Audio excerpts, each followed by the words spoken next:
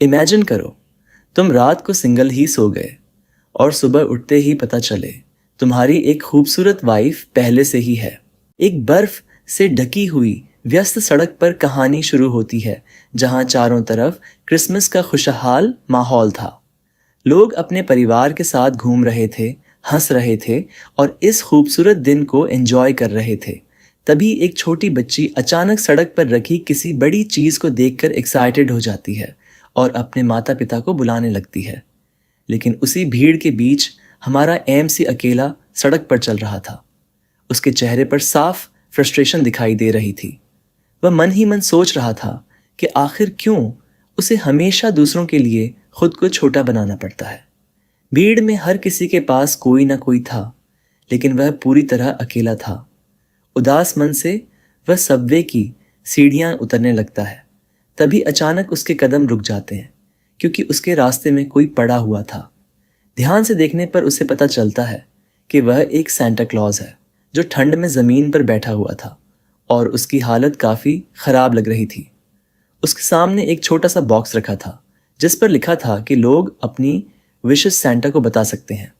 Normally हमारा MC ऐसी चीज आय को पूरी तरह इग्नोर कर देता, लेकिन आज क्रिसमस ईव थी, वही दिन जब उसके माता पिता उसे हमेशा के लिए छोड़कर चले गए थे। शायद इसी वजह से उसके दिल में थोड़ी सॉफ्टनेस आ जाती है।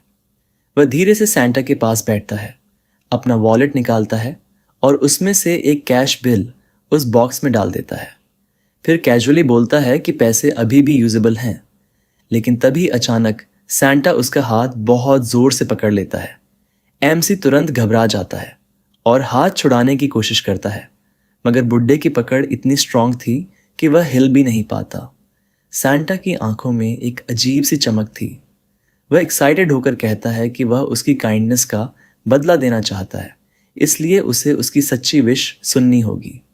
एमसी को यह आदमी पूरी तरह पागल लग रहा था, इसलिए वह जल्दी से पीछा छुड़ाने के लिए बोल देता है कि उसे लॉटरी जीतनी है। लेकिन सांता तुरंत समझ जाता है कि यह उसकी असली इच्छा नहीं है।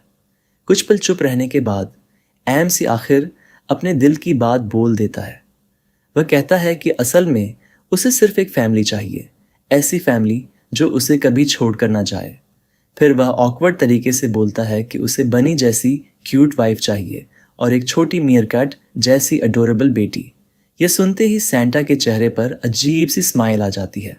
वह कहता है कि बहुत समय बाद उसे इतनी सच्ची इच्छा सुनने को मिली है। फिर वह प्रॉमिस करता है कि वह एमसी की यह विश जरूर पूरी करेगा। अचानक सांता उसका हाथ पकड़कर किस कर देता है, जिससे एमसी पूरी तरह अनकंफर्टेबल हो जाता है। वह तुरंत उसे वीरडो बोलकर वहां से भाग जाता है, जबकि पीछे से सांता जोर जोर से चिल्लाता रहता है कि सारे सांतास मिलकर उसकी विश पूरी करेंगे। कुछ देर बाद एमसी सबवे के अंदर बैठा होता है और अभी भी उसी अजीब घटना के बारे में सोच रहा था। उसे खुद समझ नहीं आ रहा था कि उसने अपने दिल की सबसे गहरी बात एक अजनबी के सामने क्यों बोल दी। तभी उसकी नज़र एक फैमिली पोस्टर पर पड़ती है, जिसमें सब लोग खुश थे और साथ थे। पोस्टर को देखते हुए वह धीरे से खुद से एडमिट करता है कि वह भी बस खुश होना चाहता था। थकान की वजह से उसकी आंखें बंद होने लगती हैं और वह वहीं सो जाता है। लेकिन अचानक कुछ समय बाद उसकी नींद खुलती है। उसे बहुत अजीब स्मेल महसूस हो रही थी और चारों तरफ जमाने वाली ठंड थी। वह धीरे धीरे उठता है, लेकिन जैसे ही आंखें पूरी खोलता है उसके चेहरे पर कंफ्यूजन छा जाती है, क्योंकि वह खुद को एक लकड़ी के पिंजरे के अंदर पाता है, जिसे एक वैगन खींच रही थी। उसने सिर्फ अंडरवियर पहना हुआ था और उसके आसपास कुछ दूसरे कैदी भी बैठे हुए थे। बाहर आर्मर्ड सोल्जर्स चल रहे थे, जो किसी अननोन लैंग्वेज में बात कर रहे थे। चारों तरफ का माहौल बिल्कुल मिडिल एजेस जैसा लग रहा था।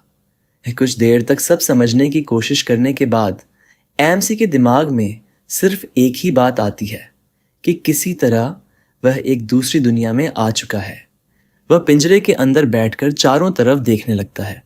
उसके साथ कुछ और कैदी भी थे, जिनके चेहरे पर थकान और होपलेसनेस साफ दिखाई दे रही थी। तभी उसकी नज़र कोने में पड़े एक आदमी पर जाती है, जो बिल्कुल हिल नहीं रहा था। एमसी धीरे से उसके पास जाता है और शोल्डर छूकर देखने की कोशिश करता है, लेकिन आदमी का शरीर बिना किसी रिएक्शन के एक तरफ गिर जाता है। ये देखकर उसके रोंगटे खड़े हो जाते हैं। थक गया एमसी आखिर जमीन पर बैठ जाता है और उसे अचानक सेंटा की वह क्रीपी प्रॉमिस याद आती है जिसमें उसने उसकी विश पूरी करने की बात कही थी। वह छत की तरफ देखते हुए बिटर स्माइल के साथ सोचता है कि शायद उसने हैप्पीनेस का मतलब ही गलत समझ लिया था। समय धीरे धीरे बीतने लगता है। दिन गुजरते जाते हैं और वैगन लगातार जंगलों और रास्तों से आगे बढ़ती रहती है। इसी दौरान एमसी को समझ आता है कि वह और बाकी सभी लोग स्लेव्स हैं जिन्हें गांव गांव घुमाकर बेचा जा रहा है। एक दिन आखिर वैगन रुकती है और सोल्जर्स कैदियों को बाहर निकालते हैं। गांव का चीफ आकर उन स्लेव्स को देखने लगता है और जो फिजिकली स्ट्रांग दिखते हैं उन्हें चुन लेता है। एमसी को शुरुआत में थोड़ा होप महसूस होता है क्योंकि उसे लगता है कि उसकी बॉडी बाकी लोगों से बेटर है, इसलिए वह जल्दी बिक जाएगा और इस नरक जैसी वैगन से बाहर निकल पाएगा। लेकिन हार्श रियलिटी बहुत जल्दी उसके सामने आ जाती है। एक गांव, फिर दूसरा गांव, फिर तीसरा गांव, हर जगह बाकी लोग बिकते जाते हैं लेकिन उसे कोई नहीं खरीदता। हर रिजेक्शन के बाद उसका कॉन्फिडेंस थोड़ा और टूटता जाता है। धूल उड़ाती हुई वैगन फिर आगे बढ़ जाती और वह फिर उसी पिंजरे में फेंक दिया जाता। तेज धूप और लगातार टॉर्चर जैसी यात्रा के बीच एमसी मेंटली टूटने लगता है। उसे अपनी माँ की बातें याद आने लगती हैं जो हमेशा कहती थीं कि जिंदगी को पूरी तरह जीना चाहिए। लेकिन अब उसे खुद समझ नहीं आ रहा था कि उसकी जिंदगी में आगे बचा ही क्या है। तभी उसके बचपन की पेनफुल मेमोरीज वापस आने लगती हैं। पुराने प्रेशर्स, लोनलीनेस, रिजेक्शन, सब कुछ फिर से उसके दिमाग में घूमने लगता है। वह आंखें बंद करके खुद से पूछता है कि आखिर वह कब तक यह सब सह पाएगा। उसी समय उसे सैंटा की बात फिर याद आती है जिसने कहा था कि वह उसकी खुशी पूरी करेगा। ये सोचकर एमसी के अंदर फ्रस्ट्रेशन और एंगर भर जाता है। वह गुस्से में दोनों दुनियाओं को कोसने लगता है और महसूस करता है कि अब शायद इस दर्द से बचने का सिर्फ एक ही रास्ता बचा है। लेकिन तभी उसके दिल के अंदर से एक और आवाज़ उठती है, वह फैमिली जिसकी विश उसने सैंटा से मांगी थी। एक ऐसी फैमिली जो उसे कभी अकेला ना छोड़े। यही सोच अचानक उसे दोबारा टूटने से बचा लेती है। वह धीरे धीरे काम होने लगता है और पहली बार उस एंडलेस सफरिंग के बीच उसे थोड़ा पीस महसूस होता है। तभी अचानक किसी ने पिंजरे के अंदर फ्रेश ब्रेड बढ़ाई। एमसी ऊपर देखता है और उसकी नज़र एक यंग वुमन पर पड़ती है जो बाकी स्लेव्स को खाना बांट रही थी। उसके साथ एक छोटी बच्ची भी थी जो उसकी स्कर्ट के पीछे छिपकर क्यूरियोसिटी से एमसी को देख रही थी। उस वुमन की आंखों में बाकी लोगों जैसी क्रूएल्टी नहीं थी, उसमें काइंडनेस थी, वार्मथ थी। वह क्वाइटली ब्रेड एमसी के हाथ में रख देती है। छोटी बच्ची भी चुपचाप उसे देखती रहती है। उस मोमेंट में एमसी को ऐसा फील होता है जैसे इस क्रूअल दुनिया के अंदर पहली बार किसी ने उसे इंसान समझा हो। कहानी फिर अचानक उस वुमन के घर की तरफ शिफ्ट होती है जो जंगल के बीच एक छोटी सी लकड़ी की कैबिन में रहती थी। अंदर वही वुमन और छोटी बच्ची टेबल पर बैठकर खाना खा रहे थे। वुमन अपना हिस्सा भी बच्ची को देने की कोशिश करती है लेकिन बच्ची मना कर देती है क्योंकि उसे पता था कि वुमन भी भूखी है। आखिर दोनों क्वाइटली खाना शेयर करने लगते हैं लेकिन तभी अचानक दरवाजे पर जोर जोर से नॉक होने लगती है। विलेज चीफ घर के बाहर खड़ा था। वुमन डरते हुए दरवाज़ा खोलती है और चीफ उसे बताता है कि अगले दिन उसे एक स्लेव दिया जाएगा जो अब उसका नया हस्बैंड बनेगा। यह सुनते ही वुमन के चेहरे का रंग उड़ जाता है। चीफ के जाने के बाद वह छोटी बच्ची को कसकर पकड़ लेती है। उसके हाथ कांप रहे थे क्योंकि उसे अपने पुराने अब्यूसिव हस्बैंड की याद आने लगती है जिसने उसे हमेशा सिर्फ पेन दिया था। वह डर रही थी कि कहीं उसकी जिंदगी फिर से उसी नाइटमेयर में ना बदल जाए। लेकिन फिर वह अपनी गोद में सो रही छोटी बच्ची को देखती है और खुद से प्रॉमिस करती है कि चाहे कुछ भी हो जाए वह इस बच्ची को कभी अकेला नहीं छोड़ेगी। रात के अंधेरे में वह यंग वुमन छोटी बच्ची को अपनी बाहों में लेकर चुपचाप बैठी रहती है। उसके चेहरे पर डर साफ दिखाई दे रहा था। उसे अपने पुराने दिनों की पेनफुल मेमोरीज याद आने लगती हैं। उसे याद आता है कि कैसे उसके खुद के पिता ने उसे सिर्फ एक रैबिट पेल्ट के बदले बेच दिया था। जिस दिन वह पहली बार उस कैबिन में लाई गई थी, उसी दिन उसके हस्बैंड ने बिना किसी बड़ी वजह के उसे बुरी तरह पीटा था, सिर्फ इसलिए क्योंकि वह तय समय से थोड़ी देर से पहुंची थी। उस दिन वुमन को समझ आ गया था कि उसकी जिंदगी अब एक नाइटमेयर बनने वाली है। ठंडी लकड़ी की फ्लोर पर पड़े हुए वह दर्द से रो रही थी। तभी वही छोटी बच्ची धीरे धीरे उसके पास आई थी। बच्ची खुद भी डरी हुई थी, लेकिन फिर भी उसने वुमन को कंफर्ट करने की कोशिश की थी। उस छोटी सी बच्ची की काइंडनेस उस अंधेरी जिंदगी में पहली बार किसी लाइट जैसी लगी थी। समय के साथ दोनों एक दूसरे का सहारा बन गए। फिर एक दिन वुमन का अब्यूसिव हस्बैंड जंगल में शिकार करने गया और कभी वापस नहीं आया। लोगों ने कहा कि उसे वुल्व्स ने मार दिया। उसकी मौत से वुमन को राहत तो मिली, लेकिन एक नई प्रॉब्लम भी सामने आ गई, क्योंकि उस क्रूअल विलेज में बिना हस्बैंड की औरत की कोई वैल्यू नहीं थी। वह और बच्ची दोनों बिल्कुल अकेले पड़ गए थे। अब वापस प्रेजेंट में वुमन और छोटी बच्ची विलेज की तरफ चल रहे थे। तभी बच्ची अचानक एक्साइटेड होकर बीच सड़क पर खड़ी स्लेव वैगन की तरफ इशारा करती है। अंदर बहुत सारे कैदी बंद थे। दोनों धीरे धीरे उस केज के पास पहुंचते हैं। उसी समय एमसी अंदर बैठा हुआ था। जैसे ही उसकी नज़र उस वुमन और बच्ची पर पड़ती है, वह शॉक होकर उन्हें देखने लगता है। अचानक उसके पुराने दुनिया की पेनफुल मेमोरीज फिर उसके दिमाग में आने लगती हैं। लेकिन तभी वुमन की सॉफ्ट और कंपैशनेट नज़र उस पर पड़ती है। वह क्वाइटली वार्म ब्रेड उसकी तरफ बढ़ाती है। उस मोमेंट में एमसी को ऐसा फील होता है जैसे किसी ने पहली बार बिना डिस्कस के उसकी तरफ देखा हो। उस सिंपल जेस्चर में इतनी वार्मथ थी कि वह कुछ पल के लिए अपनी सारी सफरिंग भूल जाता है। वह चुपचाप ब्रेड पकड़कर उन्हें देखता रहता है। लेकिन तभी कुछ विलेजर्स वहां आ जाते हैं और वुमन को वापस घर जाने का ऑर्डर देते हैं। वुमन क्वाइटली बच्ची का हाथ पकड़कर वापस जाने लगती है। जाते समय छोटी बच्ची एक बार फिर पीछे मुड़कर एमसी को क्यूरियोसिटी से देखती है। एमसी लंबे समय तक उन्हें जाता हुआ देखता रहता है। इसके तुरंत बाद सोल्जर्स उसे रफ तरीके से केज से बाहर खींच लेते हैं। उसे जमीन पर फेंक दिया जाता है, जबकि विलेज चीफ किसी अननोन लैंग्वेज में कुछ अनाउंस कर रहा था। फिर एक सोल्जर उसका हाथ पकड़ता है और डैगर से उसके हाथ पर गहरा कट लगा देता है। उसका खून नीचे रखे एक स्ट्रेंज लेदर डॉक्यूमेंट पर गिरने लगता है। अचानक वह डॉक्यूमेंट ब्लू लाइट से चमकने लगता है। यह देखकर एमसी पूरी तरह शॉक्ड रह जाता है। उसे समझ नहीं आता कि आखिर यह कैसी दुनिया है जहां मैजिक जैसी चीजें सच में एग्जिस्ट करती हैं।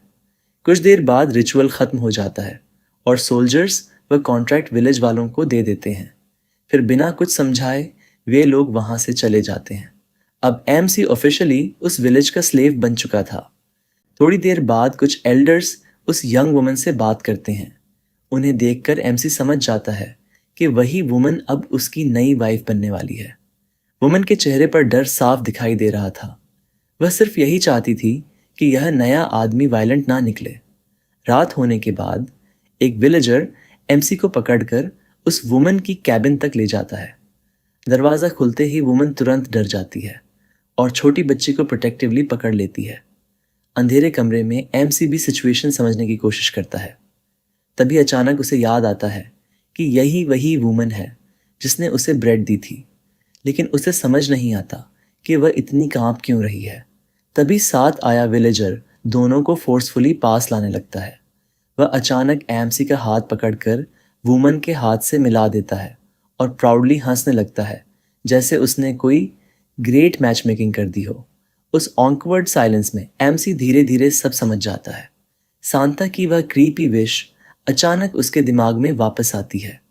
उसकी नज़र वुमन पर जाती है, जो बिल्कुल बनी जैसी सॉफ्ट और क्यूट लग रही थी, और उसके पीछे छिपी छोटी बच्ची सच में एक अडोरेबल मियरकिट जैसी लग रही थी। उस कैबिन के अंदर अजीब सी साइलेंस छा जाती है। यंग वुमन और छोटी बच्ची एक दूसरे से चिपक कर खड़ी थीं, जैसे किसी भी मोमेंट कुछ बुरा होने वाला हो। दूसरी तरफ एमसी भी पूरी तरह कंफ्यूज्ड था। उसे अभी तक समझ नहीं आ रहा था कि आखिर सांता ने उसकी सिंपल फैमिली विश को इतना एक्सट्रीम क्यों बना दिया। गुस्से और फ्रस्ट्रेशन में वह मन ही मन सैंटा को कोसने लगता है। उसे स्लेव बनाकर दूसरी दुनिया में फेंक देना किसी भी एंगल से नॉर्मल हैप्पीनेस नहीं थी। कुछ देर बाद वह क्वाइटली पीछे मुड़ता है और रूम के दूसरे कॉर्नर में जाकर बैठ जाता है ताकि दोनों डरें नहीं। अगली सुबह एमसी दो विलेजर्स के साथ जंगल की तरफ जा रहा होता है। दोनों लोग लगातार अपनी लैंग्वेज में बात कर रहे थे, लेकिन एमसी को एक शब्द भी समझ नहीं आता। लैंग्वेज बैरियर की वजह से वह और ज्यादा इरिटेटेड फील करने लगता है। तभी अचानक उनमें से एक विलेजर पीछे मुड़ता है और फ्रेंडली स्माइल के साथ अपना हाथ आगे बढ़ाता है। एमसी सोचता है कि शायद यह लोकल ग्रीटिंग होगी, इसलिए वह भी हाथ मिला लेता है। लेकिन अगले ही सेकंड विलेजर उसकी पकड़ को पेनफुली टाइटन करने लगता है। ऐसा लग रहा था जैसे वह उसकी स्ट्रेंथ टेस्ट कर रहा हो। पहले तो एमसी इसे इग्नोर करने की कोशिश करता है, लेकिन फिर उसे महसूस होता है कि सामने वाला जानबूझकर उसे डोमिनेट करने की कोशिश कर रहा है। कई दिनों की फ्रस्ट्रेशन अचानक बाहर आ जाती है। एमसी बिना एक्सप्रेशन बदले उसकी फिंगर्स इतनी जोर से दबाता है कि आदमी दर्द से चीख पड़ता है और जमीन पर गिर जाता है। दूसरा विलेजर तुरंत पैनिक में झुककर सिचुएशन काम करने की कोशिश करता है। एमसी को कुछ समझ नहीं आता, लेकिन फिर दूसरा आदमी जल्दी से उसे एक वुडन बो पकड़ा देता है। अब जेस्चर्स के जरिए वे लोग उसे हंटिंग सिखाने की कोशिश करते हैं। उनका एग्जैजरेटेड एक्टिंग देखकर एमसी समझ जाता है कि आज उन्हें रैबिट्स का शिकार करना है। कुछ देर बाद बुशेस में हल्की मूवमेंट होती है। विलेजर एक्साइटेड होकर रैबिट की तरफ इशारा करता है और एमसी को एरो चलाने के लिए कहता है। प्रॉब्लम यह थी कि एमसी ने अपनी पूरी जिंदगी में कभी बोन यूज ही नहीं किया था। फिर भी वह नर्वस होकर एरो तैयार करता है और रैबिट की तरफ एम करता है। लेकिन जैसे ही वह स्टैंस बनाकर एरो छोड़ता है, अचानक बोम ब्लू मैजिकल लाइट से चमकने लगता है। अगले ही पल एरो जमीन पर एक्सप्लोजन जैसा इम्पैक्ट करता है और पूरा एरिया हिल जाता है। रैबिट डरकर भाग जाता है, जबकि दोनों विलेजर्स शॉक में डैमेज को देखते रह जाते हैं। एमसी खुद भी स्पीचलेस था। उसे समझ नहीं आ रहा था कि एक नॉर्मल एरो इतना डिस्ट्रक्टिव कैसे हो सकता है। इसी दौरान उसकी नज़र दूर से आती उस वुमन और छोटी बच्ची पर पड़ती है। वुमन अपने हाथ में बास्केट पकड़े हुए थी, जबकि छोटी बच्ची उसका हाथ पकड़कर चल रही थी। उन्हें देखकर एमसी के दिल में अचानक एक स्ट्रेंज वार्मथ फील होती है। कुछ देर बाद सब लोग जंगल में ही छोटा सा पिकनिक जैसा ब्रेक लेते हैं। वुमन क्वाइटली खाना निकालती है और फिर एक बोल एमसी की तरफ बढ़ा देती है। एमसी बिना कुछ बोले खाना खाने लगता है, लेकिन तभी उसकी नज़र वुमन और बच्ची के इंटरेक्शन पर जाती है। वुमन प्यार से छोटी बच्ची को खाना खिला रही थी, जबकि बच्ची खुशी से उसे देख रही थी। यह सिंपल सीन देखकर एमसी के अंदर अचानक एक पीसफुल फीलिंग आने लगती है। वह सोचने लगता है कि फैमिली जैसा फीलिंग उसे अपनी पूरी जिंदगी में कभी नहीं मिला। बचपन से लेकर अब तक वह हमेशा अकेला रहा था, लेकिन अब पहली बार उसे लग रहा था कि शायद उसके पास सच में एक फैमिली है। वह स्काई की तरफ देखकर धीरे से सैंटा को थैंक यू बोलता है, हालांकि साथ ही मन में यह भी सोचता है कि मौका मिला तो वह उस बूढ़े को पंच जरूर मारेगा। अगले दिन नई फैमिली की जिंदगी धीरे धीरे शुरू होने लगती है। एमसी अपने कंधे पर भारी सामान उठाकर लंबा रास्ता तय कर रहा था, जबकि पीछे वुमन और छोटी बच्ची मुश्किल से चल पा रही थीं।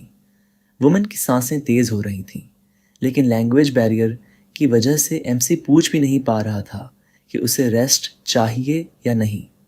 तभी उसे बचपन में सुनी एक बात याद आती है कि अगर किसी को प्रोटेक्ट करना हो तो हेजिटेशन नहीं करनी चाहिए। ये सोचकर वह अचानक वापस मुड़ता है और दोनों की तरफ चलने लगता है। वुमन और बच्ची तुरंत डर जाती हैं। छोटी बच्ची तो ऑलमोस्ट रोने लगती है, क्योंकि उन्हें लगता है कि शायद वह कुछ बुरा करने वाला है। लेकिन एमसी सॉफ्टली बोलता है कि डरने की ज़रूरत नहीं है। बेशक उन्हें उसकी लैंग्वेज समझ नहीं आती, लेकिन उसकी काल्म वॉइस में कोई हॉस्टिलिटी नहीं थी। अचानक एमसी वुमन को एक आर्म में उठा लेता है और दूसरी आर्म में छोटी बच्ची को। दोनों शॉक में फ्रीज हो जाती हैं। फिर वह कैजुअली सारा सामान भी उठाकर चलने लगता है, जैसे उसके लिए यह सब बिल्कुल ईजी हो। धीरे धीरे वुमन का डर कम होने लगता है। आखिरकार वह अपना सिर एमसी के शोल्डर पर टिकाकर क्वाइटली आराम करने लगती है।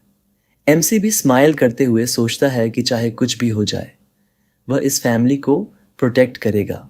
लंबा सफर तय करने के बाद आखिरकार वे लोग जंगल के अंदर बने एक पुराने कैबिन तक पहुंच जाते हैं।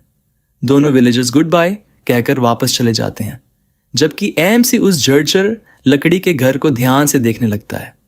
घर की हालत काफी खराब थी। दीवारों में जगह जगह क्रैक्स थे और ठंड अंदर तक महसूस हो रही थी। एएमसी मन ही मन सोचता है कि यह जगह तो उसके पुराने रूफटॉप रूम से भी ज्यादा खराब लग रही है। वह डोर खोलकर अंदर जाता है, लेकिन अगले ही पल यंग वुमन के चेहरे का रंग उड़ जाता है। वह अचानक पैनिक में पूरे घर के अंदर कुछ ढूंढने लगती है। उसकी आंखों में आंसू आने लगते हैं, जबकि एएमसी पूरी तरह कंफ्यूज्ड होकर उसे देखता रहता है। फिर धीरे धीरे उसे समझ आता है कि प्रॉब्लम क्या है। जब वह विलेज में था तब विलेजर्स घर का सारा सामान, टूल्स और ज़रूरी चीज़ें लूट कर ले गए थे। घर लगभग खाली हो चुका था। ना प्रॉपर फर्नीचर बचा था, ना वेपन्स और ना ही सर्वाइवल के ज़रूरी सामान। यह रियलाइजेशन आते ही वुमन पूरी तरह टूट जाती है। वह बाहर ग्रास पर बैठकर रोने लगती है। कुछ पल उसे चुपचाप देखने के बाद एमसी धीरे से उसके पास जाकर बैठ जाता है। फिर वह सॉफ्टली उसके सिर पर हाथ रखकर उसके बालों को जेंटली पैट करने लगता है। वुमन शॉक में उसकी तरफ देखती है। एमसी काम वॉइस में कहता है कि उसे वरी करने की ज़रूरत नहीं है, वह सब ठीक कर देगा। बेशक वुमन उसकी लैंग्वेज नहीं समझ पा रही थी, लेकिन उसके चेहरे की कॉन्फिडेंस और जेंटल टच धीरे धीरे उसका डर कम करने लगते हैं। एमसी खुद भी सोचने लगता है कि पहले वह अकेला था, इसलिए सिर्फ खुद के लिए स्ट्रगल करता था, लेकिन अब उसके पास फैमिली है, इसलिए अब हार मानने का कोई रीज़न नहीं था। उसी समय छोटी बच्ची दौड़ते हुए आती है और वुमन को प्रोटेक्टिवली पकड़ लेती है। उसे लगता है कि शायद एमसी वुमन को हर्ट कर रहा है। यह देखकर एमसी कुछ सेकंड्स के लिए साइलेंट हो जाता है। फिर वह क्वाइटली खुद से प्रॉमिस करता है कि चाहे कुछ भी हो जाए, वह इन दोनों को कभी रुने नहीं देगा। रात होने लगती है और केबिन के अंदर कोल्ड एटमॉस्फेयर फैल जाता है। तीनों लोग फ्लोर पर थोड़ी दूरी बनाकर बैठे थे। सिचुएशन अभी भी ऑकवर्ड थी, क्योंकि लैंग्वेज बैरियर की वजह से प्रॉपरली बात नहीं हो पा रही थी। तभी एएमसी के दिमाग में एक आइडिया आता है। वह धीरे धीरे उनकी तरफ क्रॉल करके आता है और अपने चेस्ट पर फिंगर रखकर लाउडली अपना नाम बोलता है, ताकि वे लोग उसे पहचान सकें। यंग वुमन तुरंत समझ जाती है कि वह इंट्रोडक्शंस कर रहा है। थोड़ी हेजिटेशन के बाद वह सॉफ्टली अपना नाम बताती है, लिजी। एमसी उसके नाम को दोहराता है ताकि उसे याद रह सके। फिर स्माइल करते हुए कहता है कि उसका नाम बहुत प्रिटी है। यह सुनकर लिजी थोड़ा एम्बैरेस्ड हो जाती है। अब एमसी छोटी बच्ची की तरफ देखता है और उसका नाम पूछने की कोशिश करता है, लेकिन बच्ची चुप हो जाती है और डरते हुए पीछे हट जाती है। कुछ देर ऑब्जर्व करने के बाद एमसी समझ जाता है कि शायद उस बच्ची का कभी प्रॉपर नाम रखा ही नहीं गया। ये सोचकर वह थोड़ा इमोशनल हो जाता है। फिर वह जेंटली बच्ची के सिर पर हाथ रखता है और कहता है कि वह उसे एक स्पेशल नाम देगा। अपने पुराने दुनिया की एक स्टोरी याद करते हुए वह बच्ची का नाम डोरथी रखता है। वह एक्सप्लेन करता है कि डोरथी एक ब्रेव लड़की का नाम था जो मैजिकल दुनिया में एडवेंचर्स करती थी और हमेशा अपनी खुशी ढूंढती रहती थी। छोटी बच्ची धीरे धीरे अपना नया नाम रिपीट करने लगती है। उसके चेहरे पर पहली बार इतनी प्योर खुशी दिखाई देती है कि एमसी और लिजी दोनों उसे देखकर स्माइल करने लगते हैं। कुछ समय बाद एमसी बाहर लकड़ी काटने का काम कर रहा होता है। लिजी दूर खड़ी उसे सीक्रेटली देख रही थी। वह नोटिस करती है कि यह जायंट आदमी उसके पुराने हस्बैंड से कहीं ज़्यादा बड़ा और स्ट्रांग होने के बावजूद कभी डराने की कोशिश नहीं करता। उल्टा वह हमेशा सॉफ्टली बात करता है और केयर दिखाता है। लिजी को समझ नहीं आ रहा था कि कोई आदमी इतना काइंड कैसे हो सकता है। तभी एमसी उसे नोटिस कर लेता है और एक्साइटेड होकर उसकी तरफ हाथ हिलाने लगता है। लिजी तुरंत नर्वस होकर दूसरी तरफ देखने लगती है। उसका हार्ट तेजी से धड़कने लगता है। एमसी उसके पास आता है और कैजुअली उसके सिर पर हाथ रख देता है। यह सिंपल जेस्चर लिजी को कंप्लीटली फ्रीज कर देता है, क्योंकि उसकी पूरी जिंदगी में किसी आदमी ने उसे सिर्फ पेन दिया था, प्यार से टच कभी नहीं किया था। धीरे धीरे वह उस जेंटल फीलिंग को एंजॉय करने लगती है। कुछ पल बाद दोनों की आंखें एक दूसरे से मिलती हैं और अननोइंगली उनके फेसेस करीब आने लगते हैं। एटमॉस्फेयर धीरे धीरे रोमांटिक होने लगता है। लेकिन जैसे ही दोनों किस करने वाले होते हैं, अचानक उन्हें एहसास होता है कि वे क्या करने जा रहे हैं। दोनों तुरंत पीछे हट जाते हैं। एमसी ऑकवर्ड होकर जोर से कॉफ करता है और जल्दी से नियर बाय बकेट उठाकर वहां से भाग जाता है, जबकि लिजी एम्बैरेसमेंट से पूरी तरह लाल हो चुकी थी। लेकिन प्रॉब्लम यहीं खत्म नहीं होती। कुछ देर बाद जंगल में पानी लेने गया। एमसी अचानक रियलाइज करता है कि वह रास्ता भटक चुका है और तभी अंधेरे जंगल के अंदर दो लाल चमकती आंखें दिखाई देती हैं। एक जायंटिक ब्लैक वुल्फ धीरे धीरे उसके सामने आकर खड़ा हो जाता है। घबराहट के बावजूद वह खुद को काम रखने की कोशिश करता है। जल्दी से जमीन पर पड़ा एक मोटा वुडन ब्रांच उठाकर डिफेंसिव स्टांस बना लेता है। लेकिन अगले ही पल वुल्फ जोरदार स्पीड से उसकी तरफ हमला कर देता है। एमसी पूरी ताकत से ब्रांच को आगे करके उसका बाइट रोकने की कोशिश करता है। वुल्फ के दांत ब्रांच को ऑलमोस्ट तोड़ देते हैं। उसी ओपनिंग का फायदा उठाकर एमसी उसके सिर पर जोरदार पंच मारता है। इम्पैक्ट इतना स्ट्रांग था कि वुल्फ थोड़ा पीछे हट जाता है, लेकिन मॉन्स्टर अभी भी पूरी तरह डेंजरस था। कुछ ही सेकंड्स में दोनों के बीच ब्रूटल फाइट शुरू हो जाती है। वुल्फ बार बार हमला करता है, जबकि एमसी पंचेस मारकर खुद को बचाने की कोशिश करता है। उसके हाथ और शरीर पर कई इंजरीज आने लगती हैं। फाइट के दौरान एमसी दर्द से चिल्लाने लगता है, क्योंकि उसे महसूस हो रहा था जैसे पूरा शरीर जल रहा हो। लेकिन तभी अचानक कुछ इम्पॉसिबल होता है। उसके राइट आर्म से अचानक ब्लेजिंग फायर निकलने लगती है। पूरा हाथ मैजिकल फ्लेम्स से घिर जाता है। यह देखकर वुल्फ तुरंत डरकर पीछे हट जाता है। उसकी ग्राउलिंग अब पैनिक में बदल चुकी थी। एमसी खुद भी शॉक में था, लेकिन सिचुएशन समझने का टाइम नहीं था। वह तुरंत मौका देखकर फ्लेमिंग पंच सीधे वुल्फ के सिर पर मारता है। अगले ही पल जायंट वुल्फ जमीन पर गिर जाता है। उसके शरीर से स्मोक निकल रही थी और कुछ ही सेकंड्स में वह पूरी तरह मोशनलेस हो जाता है। फाइट खत्म होते ही एमसी थककर ग्रास पर गिर पड़ता है। वह अपने हाथ को ध्यान से देखने लगता है। सरप्राइजिंगली उसके कपड़ों पर बर्न मार्क्स तक नहीं थे। धीरे धीरे उसके दिमाग में एक क्रेजी आइडिया आने लगता है। क्या उसने अभी सच में मैजिक यूज किया? उसे अपनी पुरानी दुनिया की फैंटेसी स्टोरीज याद आने लगती है, जहां लोग दूसरी दुनिया में जाकर स्पेशल पावर्स पा लेते थे। अब ग्लोइंग स्लेव कॉन्ट्रैक्ट और मैजिकल एरो वाली घटना भी उसे याद आने लगती है। एमसी एक्साइटेड होकर अपनी थ्योरी टेस्ट करने लगता है। वह खड़ा होकर ड्रामेटिक पोजेस बनाते हुए फेमस फायर स्पेल्स के नाम चिल्लाने लगता है। कभी हाथ आगे करता, कभी अलग अलग पोजेस बनाता, लेकिन कुछ भी नहीं होता। कई बार कोशिश करने के बाद भी जब मैजिक एक्टिवेट नहीं होती तो वह खुद को इडियट महसूस करने लगता है। लेकिन फिर भी वह रियलाइज करता है कि जो हुआ वह इल्यूजन नहीं था, क्योंकि उसकी वुंड्स भी थोड़ी हील हो चुकी थी। वह डिसाइड करता है कि वह इस मैजिक को प्रॉपरली सीख कर स्ट्रॉन्ग हंटर बनेगा, ताकि लिजी और डॉर्थी को कभी सफरिंग ना झेलनी पड़े। कुछ देर बाद वह वुल्फ की बॉडी को प्रोसेस करना शुरू करता है। उसे अपने ग्रैंडफादर की याद आती है, जिन्होंने बचपन में उसे एनिमल्स हैंडल करना सिखाया था। मूनलाइट के नीचे वह भारी वुल्फ को अपने कंधे पर उठाकर वापस कैबिन की तरफ चल पड़ता है। उधर कैबिन के अंदर लिजी और डॉर्थी पीसफुली डिनर प्रिपेयर कर रहे थे। डॉर्थी खुशी खुशी इधर उधर भाग रही थी, जबकि लिजी उसे प्यार से देख रही थी। तभी अचानक डॉर्थी विंडो के पास जाकर बाहर झांकती है। अगले ही पल उसकी आंखें डर से फैल जाती हैं। विंडो के बाहर उसे जायंट वुल्फ का सिर दिखाई देता है। वह जोर से चीख पड़ती है और डर कर पीछे भाग जाती है। लिजी तुरंत पैनिक में टेबल से नाइफ उठाती है और डॉर्थी को पीछे रहने को कहती है। फिर धीरे धीरे डोर की तरफ बढ़ती है।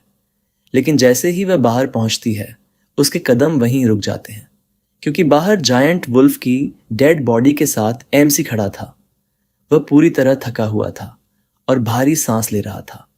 लिजी शॉक में उसकी तरफ दौड़ पड़ती है, क्योंकि उसे लगता है कि शायद एमसी बैडली इंजर्ड है। लेकिन जब वह करीब पहुंचती है तो रियलाइज करती है कि वह मोस्टली सेफ है। रिलीफ इतना स्ट्रांग था कि उसके हाथ से नाइफ गिर जाता है। वह तुरंत एमसी को चेक करने लगती है, जबकि डोरथी भी डरते हुए उसके पास आ जाती है। एमसी सॉफ्टली समझाने की कोशिश करता है कि वह ठीक है और सिर्फ आर्म पर हल्की चोट लगी है। यह सुनते ही लिजी अचानक उसे कसकर हग कर लेती है। नीचे डॉर्थी भी उसकी लेग पकड़कर रोने लगती है। यह देखकर एमसी कुछ सेकंड्स के लिए कंप्लीटली साइलेंट हो जाता है। उस मोमेंट में उसे पहली बार एहसास होता है कि अब कोई सच में उसकी चिंता करता है, और उसी समय वह खुद से प्रॉमिस करता है कि वह इन दोनों को कभी अकेला महसूस नहीं होने देगा। अगली सुबह कैबिन के बाहर पीसफुल माहौल था। एमसी सुबह सुबह जायंट वुल्फ की बॉडी को प्रोसेस कर रहा था। वह केयरफुली मीट और बाकी यूजफुल पार्ट्स अलग कर रहा था। काम इतना आसान नहीं था जितना उसने सोचा था, लेकिन फिर भी वह लगातार मेहनत करता रहा। तभी लिजी एक वुडन बकेट लेकर बाहर आती है। एमसी तुरंत उसका नाम लेकर उसे बुलाता है।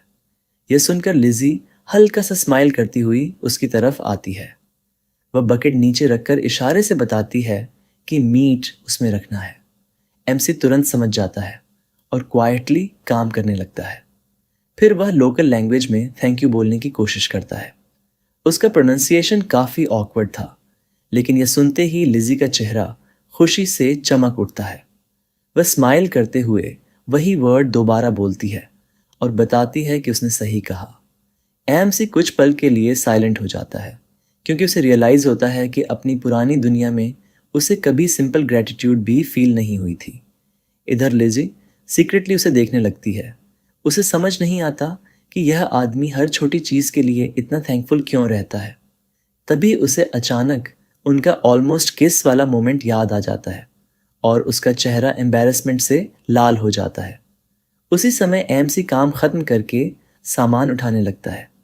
लिजी जल्दी से उसकी मदद करने दौड़ती है, लेकिन गलती से उससे टकरा जाती है। कांटेक्ट होते ही वह तुरंत नर्वस होकर आंखें बंद कर लेती है, जैसे कुछ बुरा होने वाला हो। लेकिन अगले ही पल एमसी सॉफ्टली उसके फोरहेड पर किस कर देता है। लिजी पूरी तरह फ्रीज हो जाती है। वह ऑकवर्ड होकर पीछे हटती है, जबकि एमसी उसकी रिएक्शन देखकर कंफ्यूज्ड हो जाता है।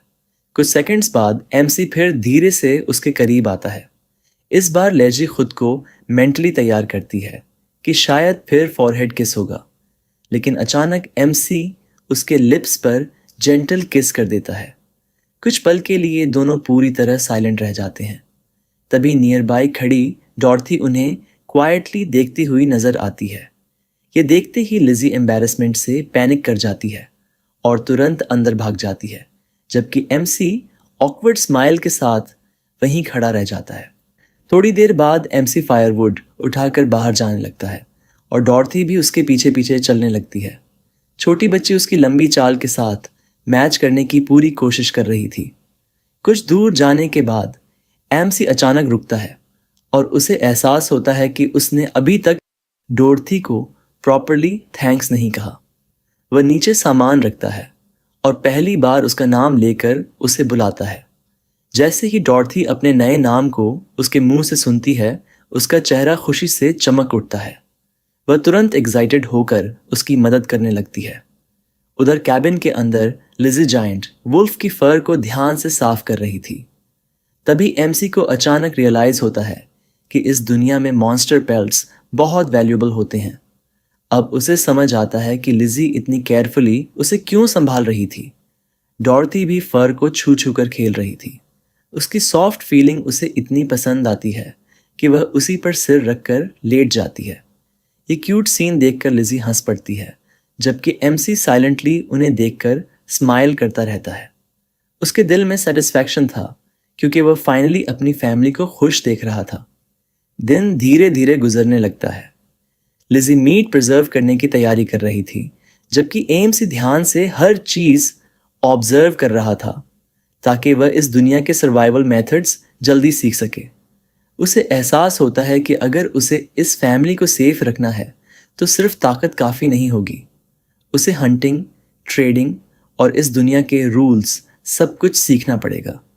कुछ देर बाद वह फिर से बाहर काम करने जाने लगता है, लेकिन तभी लिजी जल्दी से डोर के सामने आकर खड़ी हो जाती है। एमसी कंफ्यूज्ड होकर उसे देखता है। लिजी उसकी आर्म की तरफ इशारा करके बताने की कोशिश करती है कि वह अभी इंजर्ड है और उसे रेस्ट करना चाहिए, लेकिन एमसी स्माइल करते हुए सॉफ्टली उसका शोल्डर टच करता है और समझाने की कोशिश करता है कि वह ठीक है। इसके बाद वह फॉरेस्ट की तरफ चला जाता है। जंगल में पहुंचकर एमसी एक बड़े ट्री को देखकर सोचता है कि यह वुड कटिंग प्रैक्टिस के लिए परफेक्ट रहेगा। वह एक्स को मजबूती से पकड़ता है और पूरी ताकत से पहला स्विंग मारता है, लेकिन अगले ही पल जोरदार एक्सप्लोजन जैसी आवाज गूंजती है। ट्री ऑलमोस्ट बीच से टूट जाता है। एमसी खुद शॉक होकर पीछे हट जाता है। उसे समझ नहीं आता कि उसकी स्ट्रेंथ इतनी अब्सर्डली हाई कैसे हो गई। उधर कैबिन के पास सब कुछ पीसफुली चल रहा था। फिर अचानक डोर खुलता है और एमसी माउंटेन जितना बड़ा फायरवुड स्टैक अपनी पीठ पर लेकर अंदर आता है। ये देखकर लिजी और डॉर्थी दोनों पूरी तरह स्टन्ड रह जाते हैं। इतना भारी लोड उठाने के बावजूद एमसी कैजुअली अंदर आता है और फाइनली फ्लोर पर बैठ जाता है। उसे थोड़ा एग्जॉस्टेड देखकर लिजी तुरंत उसके पास आती है और सॉफ्टली उसकी आर्म मसाज करने लगती है। एमसी उसकी केयरिंग नेचर देखकर क्वाइटली थैंक यू बोलता है। तभी अचानक डॉर्थी एक्साइटेड होकर पानी का बेसिन उठाती है। वह अपने हाथ पानी में डुबोती है और फिर भागते हुए सीधे एमसी पर पानी छिड़क देती है। 1 सेकंड के लिए पूरा रूम साइलेंट हो जाता है। लिजी तुरंत पैनिक में डॉर्थी को रोकने की कोशिश करती है क्योंकि उसे लगता है कि एमसी नाराज हो जाएगा, लेकिन डॉर्थी पूरी इनोसेंस के साथ एमसी को देखती रहती है जैसे वह प्राइज एक्सपेक्ट कर रही हो। एमसी सिचुएशन समझ जाता है और हंसते हुए उसके सिर पर प्यार से हाथ रख देता है। वह थैंक्स बोलता है जैसे डॉर्थी ने सच में उसकी मदद की हो। यह सुनते ही छोटी बच्ची और ज्यादा एक्साइटेड हो जाती है और फिर से पानी लाने दौड़ पड़ती है, जबकि लिजी और एमसी दोनों उसे रोकने की कोशिश करने लगते हैं। रात धीरे धीरे केबिन पर उतरने लगती है। फायरप्लेस के पास बैठा एमसी क्वाइटली अपनी फैमिली को देखता रहता है। उसके दिल में एक स्ट्रेंज वार्मथ थी। वह कभी इमेजिन भी नहीं कर सकता था कि उसकी जिंदगी में ऐसा पीसफुल मोमेंट आएगा जहां कोई उसका इंतजार करे, उसकी चिंता करे, उसके साथ हंसे। धीरे से वह खुद से प्रॉमिस करता है कि चाहे कुछ भी हो जाए, वह लिजी और डॉर्थी की स्माइल्स को हमेशा प्रोटेक्ट करेगा। रात के डिनर के दौरान तीनों साथ बैठकर खाना खाते हैं। डोरीथ खेलते खेलते वहीं टेबल पर सो जाती है। एमसी धीरे से उसे अपनी आर्म्स में उठाता है और केयरफुली बेड पर सुला देता है। उधर लिजी किचन साफ करने लगती है। कुछ देर बाद एमसी क्वाइटली उसके पीछे आकर डिशेस ड्राई करने में हेल्प करने लगता है। काम करते हुए अचानक दोनों के हाथ एक दूसरे से टच हो जाते हैं। इंस्टेंटली एटमॉस्फेयर ऑकवर्ड और रोमांटिक हो जाता है। लिजी की हार्ट बीट तेज होने लगती है, जबकि एमसी सॉफ्टली उसकी तरफ देखता रहता है। फिर धीरे धीरे वह उसे अपनी तरफ खींचकर जेंटली हग कर लेता है। केबिन के अंदर सिर्फ फायरप्लेस की लाइट थी और बाहर पूरा जंगल अंधेरे में डूबा हुआ था। कुछ देर बाद एमसी अपना लेदर वेस्ट उतारने लगता है ताकि सोने की तैयारी कर सके। यह देखकर लिजी थोड़ी नर्वस हो जाती है क्योंकि उसकी दुनिया में एक वाइफ का काम अपने हस्बैंड की मदद करना माना जाता था। बहुत हेजिटेशन के बाद वह धीरे धीरे आगे बढ़ती है और ट्रेम्बलिंग हैंड्स से उसकी शर्ट पकड़ने की कोशिश करती है। एमसी उसकी ऑकवर्ड कोशिश देखकर तुरंत समझ जाता है कि वह क्या करने की कोशिश कर रही है, लेकिन मजाक उड़ाने के बजाय वह सॉफ्टली स्माइल करता है और उसे अपने पेस पर रहने देता है। लिजी एम्बैरेसमेंट की वजह से अपना चेहरा छिपा लेती है क्योंकि उसे लग रहा था कि वह बहुत वियर्ड बिहेव कर रही है। एमसी कामली उसका हाथ पकड़ता है और रियश्योर करता है कि उसे नर्वस होने की ज़रूरत नहीं है। दोनों कुछ सेकंड्स तक बस एक दूसरे को देखते रहते हैं। फिर एमसी धीरे से उसके कान के पास झुककर विस्पर करता है कि अब उन्हें रेस्ट करना चाहिए, लेकिन इस बार उसके चेहरे पर डर नहीं था। एमसी उसे केयरफुली फायरप्लेस के पास बिछे ब्लैंकेट्स पर लिटा देता है ताकि उसे ठंड ना लगे। अब दोनों एक ही ब्लैंकेट के अंदर फेस टू फेस लेटे हुए थे। फायरप्लेस की सॉफ्ट लाइट उनके चेहरों पर पड़ रही थी और पूरा माहौल स्ट्रेंजली काम लग रहा था। एमसी धीरे धीरे लिजी के लंबे बालों को सहलाने लगता है। सिर्फ इस सिंपल टच से ही लिजी के चेहरे पर शाई स्माइल आ जाती है। फिर एमसी सॉफ्टली उसके सिर पर किस करता है और उसे अपनी आर्म्स में लेकर क्लोज कर लेता है। उस मोमेंट में एमसी क्वाइटली डोरथी और लिजी को देखता है और उसके अंदर इमोशंस भरने लगते हैं। उसे अभी भी यकीन नहीं हो रहा था कि उसके पास आखिरकार एक फैमिली है। धीरे से वह मन ही मन सैंटा से प्रार्थना करता है कि इस बार उसकी खुशी उससे छीनी ना जाए। रात धीरे धीरे गुजर जाती है, लेकिन उसी दौरान लिजी एक नाइटमेयर देखकर अचानक उठ जाती है। उसे अपने पुराने अब्यूसिव पास्ट की याद आने लगती है। बचपन में वह अक्सर अपनी माँ की रोने की आवाज़ सुनते हुए डर के मारे ब्लैंकेट्स में छिप जाती थी। उसकी पूरी जिंदगी फेयर और पेन से भरी हुई थी, इसलिए उसके लिए यह बिलीव करना मुश्किल था कि कोई आदमी बिना वायलेंस के भी उसके साथ रह सकता है। लेकिन जैसे ही उसकी नज़र स्लीपिंग एमसी पर पड़ती है, उसका डर धीरे धीरे कम होने लगता है। वह रियलाइज़ करती है कि एमसी ने अपनी खुद की आर्म को उसके पिल्लों की तरह इस्तेमाल किया हुआ है ताकि उसे आराम मिले। ये छोटी सी बात उसके दिल को डीपली टच कर देती है। पहली बार लिजी को लगता है कि शायद कपल लाइफ स्कैरी नहीं होती। धीरे धीरे उसके अंदर पीस फील होने लगती है। तभी एमसी की नींद हल्की सी खुलती है। आधी नींद में ही वह लिजी और डॉर्थी दोनों को अपनी तरफ खींचकर कोजी हग में ले लेता है। यह सडन क्लोजनेस लिजी की हार्ट बीट और तेज कर देती है। उसका चेहरा पूरी तरह लाल हो जाता है, लेकिन इस बार वह दूर नहीं हटती, बल्कि सीक्रेटली विश करती है कि यह मोमेंट कभी ख़त्म ना हो। सुबह की सनलाइट कैबिन के अंदर आने लगती है। एमसी धीरे धीरे उठता है और केयरफुली बेड से बाहर निकलता है ताकि डॉर्थी की नींद ना टूटे।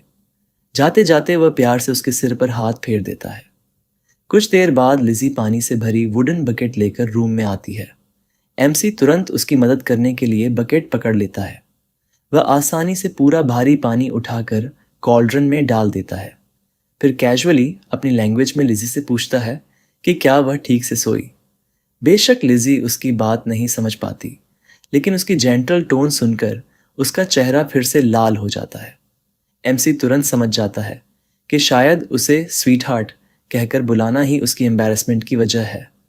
वह स्माइल करते हुए पूछने की कोशिश करता है कि क्या उसे सिर्फ उसके नाम से बुलाना चाहिए, लेकिन लिजी शर्माते हुए धीरे से रिक्वेस्ट करती है कि वह उसे वैसे ही बुलाता रहे। यह सुनते ही एमसी मजाक में फिर सॉफ्टली स्वीट हार्ट बोलता है। लिजी तुरंत अपना चेहरा हाथों से छिपा लेती है, जबकि एमसी उसकी क्यूट रिएक्शन देखकर हंसने लगता है। तभी अचानक बेड पर सो रही डॉर्थी नींद में उठकर लाउडली बोलती है कि उसे मीट खाना है। वह एक्साइटमेंट में तुरंत बेड से कूदती है और तेजी से फूड स्टोरेज की तरफ भागती है। उसकी हंग्री रिएक्शन देखकर एमसी और लिजी दोनों हंस पड़ते हैं। छोटी डॉर्थी बैरल को पकड़कर ऊपर चढ़ने की कोशिश करती रहती है ताकि मीट तक पहुंच सके। यह फनी सीन देखकर एमसी के चेहरे पर जेन्युइन स्माइल आ जाती है। उसी समय वह डिसाइड करता है कि आज वह और भी बड़ा हंट करेगा ताकि उसकी फैमिली कभी भूखी ना रहे। कुछ देर बाद वह कॉन्फिडेंटली फॉरेस्ट की तरफ निकल जाता है, लेकिन जंगल के अंदर जाते ही अचानक उसका कदम रुक जाता है। उसे हवा में एक बेहद हैवी प्रेशर फील होने लगता है। पूरा एटमॉस्फेयर सफोकेटिंग लग रहा था। एमसी तुरंत एक्स को टाइटली पकड़ लेता है, क्योंकि उसे एहसास हो जाता है कि आसपास कुछ बहुत डेंजर्स मौजूद है। कुछ सेकंड्स बाद डार्क फॉग के अंदर से हैवी फुटस्टेप्स की आवाज़ आने लगती है। एमसी पूरी तैयारी के साथ सामने देखने लगता है, लेकिन अगले ही पल उसकी आंखें सरप्राइज से फैल जाती हैं, क्योंकि उसके सामने कोई मॉन्स्टर नहीं बल्कि एक मिस्टीरियस हुडेड मैन खड़ा था। एमसी वहीं फ्रीज होकर खड़ा रह गया। उसके दिमाग में बस एक ही सवाल घूम रहा था, आखिर ये रहस्यमयी आदमी कौन है और जंगल के इतने सुनसान हिस्से में इसका क्या काम हो सकता है। कुछ देर बाद सीन फिर उसी हुड पहने हुए बूढ़े आदमी की तरफ चला जाता है। वह जंगल के बीच खामोशी से खड़ा जमीन पर फैले खून के निशानों को ध्यान से देख रहा था। वह नीचे झुककर उन निशानों को गौर से जांचता है और धीरे से खुद से बड़बड़ाता है, यहाँ किसी बीस्ट के निशान भी हैं। उसकी नज़रें और तेज हो जाती हैं। इतने साफ निशान तभी बचते हैं जब जानवर बहुत बड़ा हो। वह धीरे धीरे आगे बढ़ता है और सोचने लगता है, अगर किसी ने इसकी मदद भी की होती तो अलग बात थी, लेकिन वो तो बिल्कुल अकेला था। कई दिनों तक उस पहाड़ी आदमी को देखने के बाद भी साफ पता चलता है कि उसे ब्लेड तक ठीक से पकड़ना नहीं आता। जैसे जैसे वह जंगल के अंदर बढ़ता गया, हर नया निशान उसके लिए और भी ज्यादा हैरान करने वाला होता गया। थोड़ी दूर आगे जाकर उसे फिर से खून दिखाई देता है। वह रुकता है और अविश्वास से कहता है, वो विशालकाय आदमी जिसे हंटिंग की बेसिक समझ भी नहीं है, उसने इतने बड़े बीस्ट को मार दिया।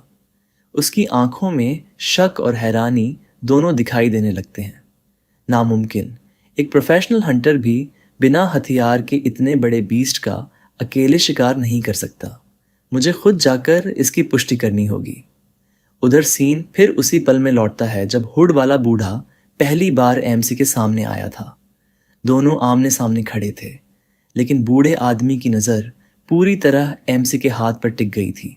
उसके हाथ पर बने गहरे घावों को देखकर बूढ़े आदमी के दिमाग में कई सवाल उठने लगे। घावों के निशान देखकर तो साफ है कि ये वुल्फ बाइट है, लेकिन ऊपर की स्किन इतनी जल्दी कैसे हील हो गई? अगर इसे सच में इतना गहरा काटा गया होता तो इन्फेक्शन और फीवर कब का इसे मार चुके होते।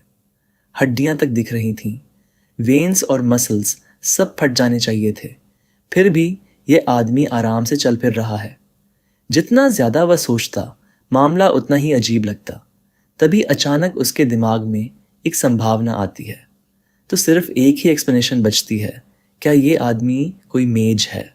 कुछ पल के लिए उसके चेहरे पर कंफ्यूजन दिखाई देता है, लेकिन उसी कंफ्यूजन के पीछे एक्साइटमेंट भी धीरे धीरे जन्म लेने लगती है। इस दुनिया में मैजेज होते हैं, ऐसे लोग जिनसे आम इंसान जिंदगी में शायद ही कभी मिलते हैं। अगर ये सच में मेज है तो शायद आखिरकार वो मौका मेरे सामने आ चुका है।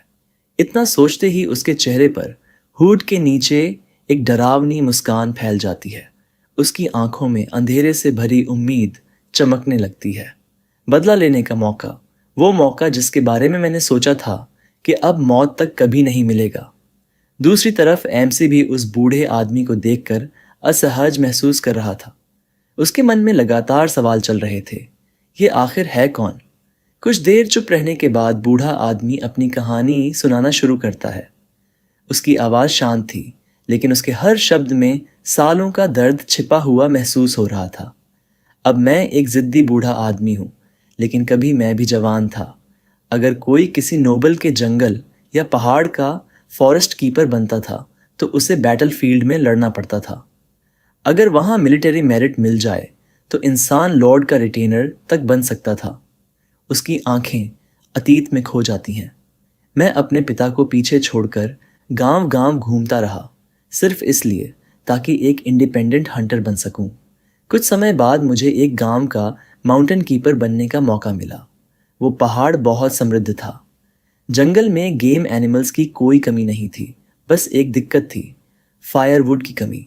वह हल्की कड़वी मुस्कान देता है, क्योंकि आम लोग भी लॉर्ड के जंगल में जा सकते थे, इसलिए विलेजर्स को हमेशा पहाड़ के अंदर तक लकड़ी लेने जाना पड़ता था। उस वक्त मुझे लगा ये अच्छी बात है, इससे मैं टेरेन को बेहतर समझ पाऊंगा।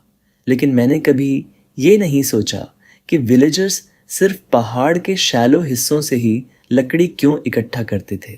कुछ पल के लिए माहौल शांत हो जाता है, फिर उसकी आवाज़ और ठंडी हो जाती है। फॉरेस्ट कीपर बनने के लिए कॉन्ट्रैक्ट साइन करते वक्त इंसान के चारों लिम्स सही सलामत होने चाहिए, लेकिन कॉन्ट्रैक्ट फाइनलाइज होने से ठीक पहले मैं उन कंडीशंस को पूरा नहीं कर पाया, इसलिए मुझे रिजेक्ट कर दिया गया। उसके चेहरे पर दर्द साफ दिखने लगता है। मैंने कभी नहीं सोचा था कि उन पहाड़ों में गोब्लिन्स रहते होंगे। अब उसकी आवाज़ में नफरत साफ सुनाई देने लगती है। गोब्लिन्स इंसानी औरतों को उठा ले जाते हैं और उनसे ऑफस्प्रिंग पैदा करते हैं। बाद में मुझे पता चला कि वो गांव पहले से ही इन्फेमस था, क्योंकि वहां औरतें गायब होती रहती थीं। उसने अपनी मुट्ठियां कस लीं। उस दिन के बाद मेरी जिंदगी बर्बाद हो गई। सब कुछ छिन गया, लेकिन मैं सिर्फ एक वजह से जिंदा रहा, गॉब्लिन्स से बदला लेने के लिए। उसकी आंखों में आज भी वही दर्द बाकी था। मैं विलेजर्स से भी नफरत करता था, क्योंकि उन्होंने मुझसे सच छुपाया, लेकिन फिर भी दशकों तक उन्हीं के साथ रहा, सिर्फ इसलिए क्योंकि मुझे यकीन था कि एक दिन मैं उन गोबलिन से बदला ज़रूर लूँगा। फिर उसकी नज़र दोबारा एमसी पर टिक जाती है। ये आदमी कर सकता है। वह मन ही मन एमसी का निरीक्षण करने लगता है। इतना बड़ा शरीर, इतनी मॉन्स्ट्रस ताकत और ऊपर से ये एब्सर्ड हीलिंग एबिलिटी, ऐसा इंसान आसपास कहीं नहीं मिलेगा। उसकी आंखें सिकुड़ जाती हैं। अभी गोबलिन्स पहाड़ों के अंदर छिपे हुए हैं, लेकिन जैसे ही औरतों की कमी होगी वो फिर गांव पर हमला करेंगे। उससे पहले मुझे इस आदमी को एक एक्सेप्शनल हंटर बनाना होगा। फिर वह मन ही मन एक और फैसला करता है। जब तक कॉन्ट्रैक्ट साइन नहीं हो जाता, गॉब्लिन डेन की बात इसे नहीं बतानी। कॉन्ट्रैक्ट के बाद बाइंडिंग फोर्स इसे भागने नहीं देगी। तभी एमसी हल्का सा झुककर बूढ़े आदमी को रिस्पेक्ट दिखाता है, लेकिन बूढ़ा आदमी तुरंत नोटिस करता है कि ग्रीटिंग देते वक्त भी एमसी अपना सेंटर ऑफ ग्रेविटी पीछे रखे हुए है। ये मुस्कुरा जरूर रहा है, लेकिन पूरी तरह गार्ड डाउन नहीं किया। अब बूढ़ा आदमी और ज्यादा यकीन करने लगता है कि एमसी उतना सिंपल नहीं जितना दिखता है। फिर वह सीधे उसकी तरफ देखकर कहता है, आज से मैं तुम्हें वो सब सिखाऊंगा जो मैं जानता हूँ। तुम एक बेहतरीन हंटर बनोगे। एमसी थोड़ा कंफ्यूज्ड हो जाता है। वह बूढ़े आदमी के इरादे समझ नहीं पा रहा था। अगली सुबह जल्दी एमसी की आंख खुलती है। वह उनींदी आवाज में कहता है, ऐसा लग रहा है जैसे अभी आंख बंद की थी और फिर से सुबह हो गई। घर के अंदर लिजी और डॉर्थी आग के पास मीट ग्रिल कर रही थी। एमसी बाहर जाने के लिए तैयार होने लगता है। तभी खिड़की से उसे बाहर खड़ा वही बूढ़ा आदमी दिखाई देता है। उसे देखते ही एमसी फिर सतर्क हो जाता है। मैं इसे घर के अंदर आने की आदत नहीं डालना चाहता, खासकर जब मैं आसपास न रहूं और घर में सिर्फ लिजी और डॉर्थी हूं। बाहर बूढ़ा आदमी हल्की मुस्कान के साथ खड़ा था, लेकिन उसकी स्माइल काफी सस्पिशियस लग रही थी। एमसी मन ही मन सोचता है, ये मुस्कान बिल्कुल वैसी लग रही है जैसे सैलरी नेगोशिएशन के समय एचआर मैनेजर देता है। फिर भी एमसी समझ सकता था कि बूढ़ा आदमी अपने तरीके से पोलाइट बनने की कोशिश कर रहा है। तभी लिजी पीछे से एमसी को बुलाती है। एमसी उसकी तरफ मुड़ता है। लिजी, मैं ठीक हूँ, जल्दी वापस आ जाऊंगा। लिजी उसके लिए लंच बॉक्स तैयार कर रही थी। उसे देखकर एमसी के चेहरे पर हल्की मुस्कान आ जाती है। ये बिल्कुल पत्नी की तरह मेरे लिए लंच बना रही है, सच में पूरी कोशिश कर रही है। उसके मन में एक और विचार आता है, ये बहुत अडोरेबल है। उधर छोटी डोरीथ चुपचाप अपनी माँ को देख रही थी। जैसे ही उसे लगा कि एमसी जाने वाला है, वह तुरंत दरवाजे की तरफ दौड़ पड़ती है। लिजी जल्दी से लंच बॉक्स एमसी को देती है और कहती है, जल्दी जाओ और खाना जरूर खाना। उन दोनों की चिंता देखकर एमसी के दिल में एक अजीब गर्माहट भर जाती है। ऐसा फैमिली होना जो मेरी फिक्र करे, सच में अच्छा लगता है। लिजी चिंता भरी आंखों से उसे देखती है और धीरे से कहती है, सुरक्षित वापस आना। एमसी हल्की मुस्कान के साथ जवाब देता है, मैं वापस आऊंगा। तभी डोरीथ भी दौड़कर आती है और अपनी छोटी आवाज में कहती है, पापा जल्दी वापस आना। एमसी उसे देखकर फिर मुस्कुराता है, मैं जरूर लौटूंगा। उन दोनों के मुस्कुराते चेहरे देखकर एमसी के दिल में वार्मथ भर जाती है। मेरी अचानक मिली वाइफ और डॉटर सच में बहुत अडोरेबल हैं, लेकिन फिलहाल उसे बूढ़े आदमी के साथ पहाड़ों के अंदर जाना था। दोनों काफी देर तक जंगलों और पहाड़ों के अंदर चलते रहे। चलते चलते एमसी को शक होने लगता है, ये आखिर मुझे दिखाना क्या चाहता है जिसके लिए इतना दूर लेकर आया है। तभी बूढ़ा आदमी अचानक रुक जाता है और जमीन की तरफ इशारा करता है। एमसी ध्यान से देखता है और समझ जाता है कि वह फुटप्रिंट्स दिखा रहा है। बूढ़ा आदमी अपने पैरों से जमीन पर कुछ खास तरह की मूवमेंट्स करता है।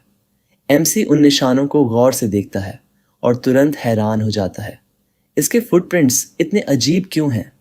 क्या ये कोई स्पेशल फुटवर्क है, जैसे 1000 पाउंड स्टेप या अर्थ शैटरिंग स्टंप? एमसी तुरंत फैसला करता है, अगर मुझे ये सीखना है तो इसकी हर मूवमेंट को बिल्कुल कॉपी करना होगा। और फिर वह स्टेप बाय स्टेप बूढ़े आदमी की फुटवर्क इमिटेट करने लगता है। इसके बाद बूढ़ा आदमी उसे पहाड़ों के रास्ते सिखाने लगता है। ट्रेनिंग उम्मीद से कहीं ज़्यादा डिटेल्ड थी। कभी वह एमसी को अलग अलग पेड़ों की बार्क छूने को कहता ताकि वह टेरेन का फर्क समझ सके, तो कभी उसे एक जगह खड़ा करके ज़मीन के एहसास को याद करने को मजबूर करता। ट्रेनिंग बेहद रिपीटेटिव और कठिन थी, लेकिन धीरे धीरे एमसी पहाड़ों को अलग नज़र से समझने लगा। काफ़ी देर बाद दोनों आराम करने बैठते हैं। एमसी तुरंत एक्साइटेड होकर अपना लंच बॉक्स निकालता है। फाइनली लिजी के हाथ का खाना खाने को मिलेगा, लेकिन तभी बूढ़ा आदमी गंभीर आवाज़ में कहता है, यहाँ लंच मत खोलना। एमसी कंफ्यूज्ड हो जाता है। बूढ़ा आदमी समझाता है, इंसानों के बनाए खाने की स्मेल पहाड़ों की नेचुरल हवा से बिल्कुल अलग होती है। अगर इसकी खुशबू फैल गई तो वाइल्ड बीस्ट्स तुरंत यहाँ पहुँच जाएंगे। ये सुनते ही एमसी तुरंत लंच बॉक्स बंद कर देता है। वह उसे हाथ में पकड़कर हल्की उदास मुस्कान देता है। लिजी सुबह जल्दी उठकर इतनी मेहनत से ये खाना बनाई, उम्मीद है ये पहली और आखिरी बार न बन जाए। उसकी आंखें हल्की नम होने लगती हैं। मुझे सच में रोना आ रहा है। कुछ देर बाद बूढ़ा आदमी एमसी को अपने घर ले जाता है। जंगल के बीच बना छोटा सा लकड़ी का घर आसपास के माहौल में पूरी तरह घुला हुआ था। एमसी चारों तरफ देखकर कहता है, तो आप यहाँ रहते हैं? बूढ़ा आदमी बिना जवाब दिए अंदर जाता है और कुछ देर बाद कई वेपन्स लेकर बाहर आता है। तभी एमसी की नज़र एक अजीब शेप वाले बों पर पड़ती है। ये बों इतना अलग क्यों दिख रहा है? मैंने ऐसे बॉज पहले कभी नहीं देखे। बूढ़ा आदमी उसे बाव थमाते हुए कहता है, इसे उठाओ और मेरे पीछे आओ। जैसे ही एमसी बाव पकड़ता है, उसका हाथ वजन से नीचे झुक जाता है। क्या मैं सच में इसे चला पाऊंगा? दूसरी तरफ बूढ़ा आदमी आराम से अपना बाव तैयार करता है। उसकी हर मूवमेंट इतनी स्मूथ थी जैसे समय ही रुक गया हो। फिर अगले ही पल वह एरो छोड़ता है। एरो हवा को चीरता हुआ सीधा टारगेट के सेंटर में जाकर धंस जाता है। एमसी पूरी तरह शॉक्ड रह जाता है। फिर वह खुद बाव पकड़कर बूढ़े आदमी की पोस्चर इमिटेट करने लगता है। बूढ़ा आदमी उसके पास आकर उसकी स्टैंस और टेक्निक ठीक करने लगता है। एमसी मुश्किल से बों स्टेडी रख पा रहा था। इतना भारी बों पकड़कर भी इसके हाथ बिल्कुल नहीं कांप रहे। एमसी मन ही मन खुद को मोटिवेट करता है, मुझे और मेहनत करनी होगी। आज जो नए वर्ड्स और हंटर मूवमेंट्स सीखे हैं उन्हें नेचुरली करना सीखना होगा। मुझे ऐसा आदमी बनना है जो अपनी वाइफ और डॉटर को अच्छे से प्रोटेक्ट और प्रोवाइड कर सके। उधर घर में लिजी फायरप्लेस के पास बैठी थी। डोरती खुशी खुशी गाना गा रही थी। आसमान नीला है, बर्फ सफ़ेद है, लिजी के बाल चमकते हैं, एमसी के बाल काले हैं और फायरप्लेस के सामने बैठकर मीट खाने से मुझे अच्छा लग रहा है। खाना ख़त्म करने के बाद डॉर्थी पेट पकड़कर कहती है, मैं बहुत भर गई हूँ, ऐसा लग रहा है मीट मेरे पेट में फूल रहा है। लिजी उसकी बात सुनकर हंस पड़ती है। डॉर्थी चुपचाप उसे देखती है।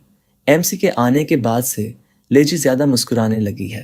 पहले हम लगभग कभी नहीं हंसते थे, लेकिन खुशियों के बीच अचानक उसके मन में डर आने लगता है।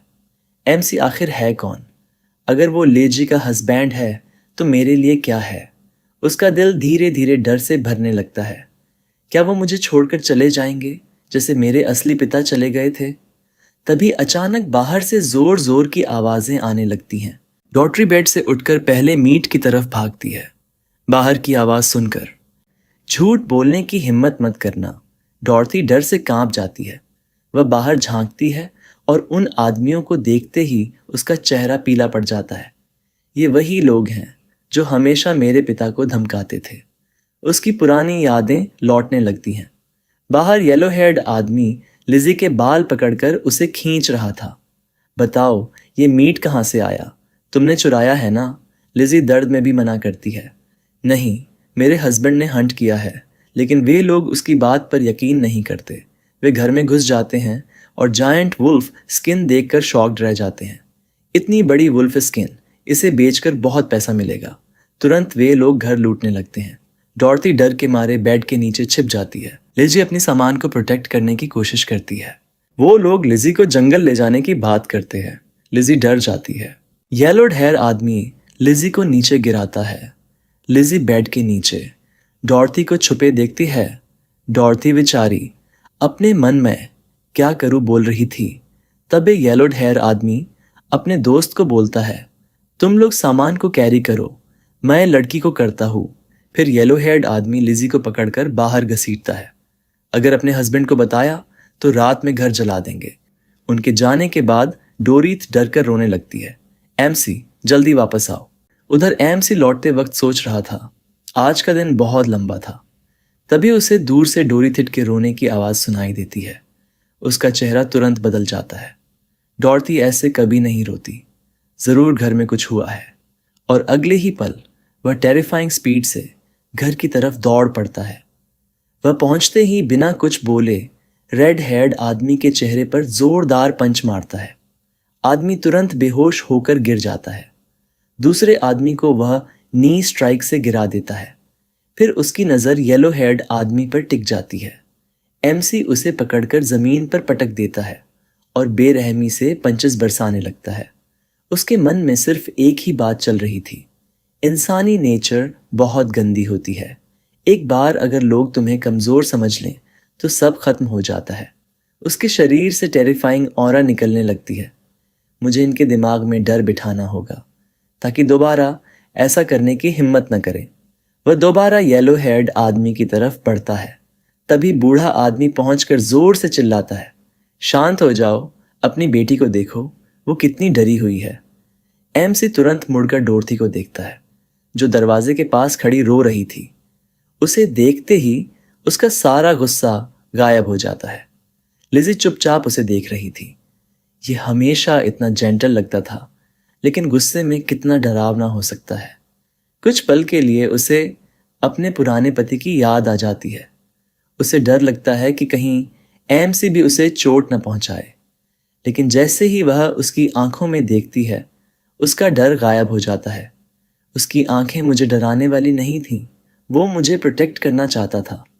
एमसी धीरे से उसके पास आता है और उसका नाम लेता है। लिजी अपने कांपते हाथ आगे बढ़ाती है और धीरे से एमसी का हाथ पकड़ लेती है। उसके हाथ की गर्माहट पूरे शरीर में फैल जाती है। पहली बार उसे महसूस होता है कि वह सच में सुरक्षित है। उसकी आंखों में आंसू भर आते हैं। जब तक मैं इस इंसान के साथ हूं, शायद कुछ बुरा नहीं होगा। कांपती आवाज में वह आखिरकार एमसी का शुक्रिया अदा करती है। इसके बाद हम देखते हैं कि एमसी चुपचाप लिजी की तरफ देख रहा था, जो अभी भी उसका हाथ कसकर पकड़े हुए थी। एमसी ने धीमी आवाज में उसका नाम लिया, लिजी। उसकी आवाज में एक अजीब सी नरमी थी। उसी पल लिजी के अंदर दबे हुए सारे इमोशंस जैसे बाहर आने लगे। वह अब अपने फीलिंग्स को कंट्रोल नहीं कर पा रही थी। बिना कुछ बोले वह अचानक एमसी के और करीब आई और उसे मजबूती से गले लगा लिया। एमसी उसकी इस रिएक्शन से थोड़ा सरप्राइज्ड जरूर हुआ, लेकिन अगले ही पल उसने भी उसे जेंटली हग करते हुए धीमी आवाज में कहा, थैंक यू। लेकिन ये वर्ड सुनकर लिजी के मन के अंदर और ज्यादा कंफ्यूजन भर गया। उसके दिमाग में बस एक ही बात घूम रही थी, ये मुझे थैंक यू क्यों बोल रहा है? अगर किसी को थैंक यू कहना चाहिए तो वो मैं हूं।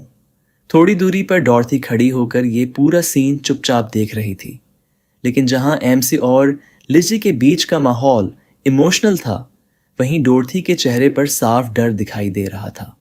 उसका चेहरा पूरी तरह पीला पड़ चुका था और उसका शरीर हल्का कांप रहा था, जैसे वह अभी भी किसी भयानक नाइटमेयर में फंसी हुई हो। जल्द ही लिजी की नजर उस पर पड़ी और उसने तुरंत चिंता भरी आवाज में कहा, डॉर्थी। जैसे ही उसने डॉर्थी की हालत देखी, वह बिना एक पल गंवाए तुरंत उसकी तरफ भागने लगी। वहीं दूसरी तरफ एमसी ने उनके पीछे जाने के बजाय बाहर ही रुकने का फैसला किया।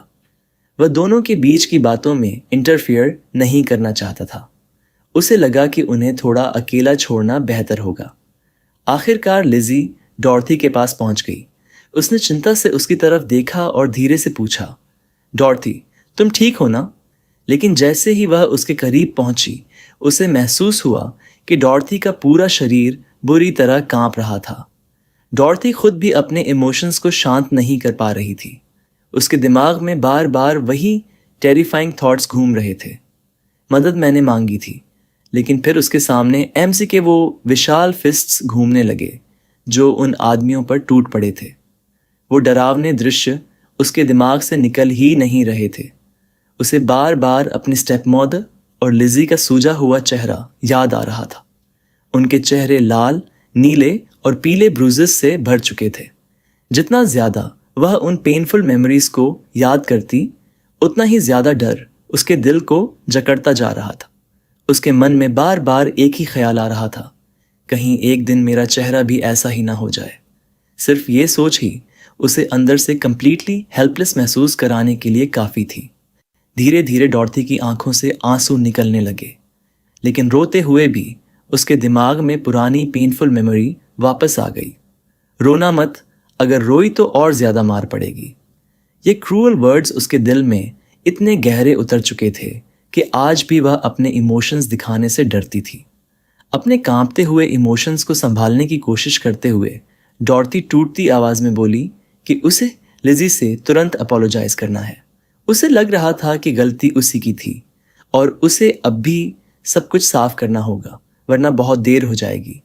डरते हुए उसने कहा कि उसे बहुत डर लग रहा है कि कहीं लिजी भी उसके साथ वैसा ही बिहेव ना करने लगे जैसे उसकी स्टेप मदर किया करती थी, जैसे वह कोई गोस्ट हो।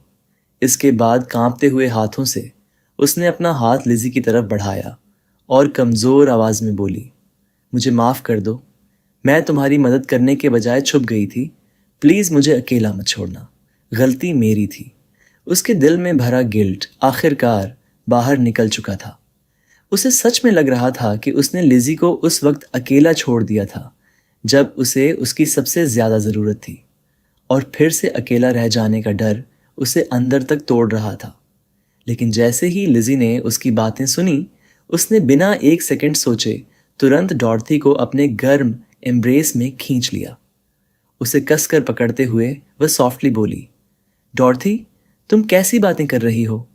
जब हमारी नज़र मिली थी तब मैंने सिर्फ इसलिए प्रिटेंड किया था कि मैं तुम्हें नहीं जानती, क्योंकि मुझे डर था कि वो लोग तुम्हें ढूंढ लेंगे। उसकी आवाज़ बेहद सॉफ्ट और कंफर्टिंग थी। वह डॉर्थी को समझाना चाहती थी कि इसमें उसकी कोई गलती नहीं थी।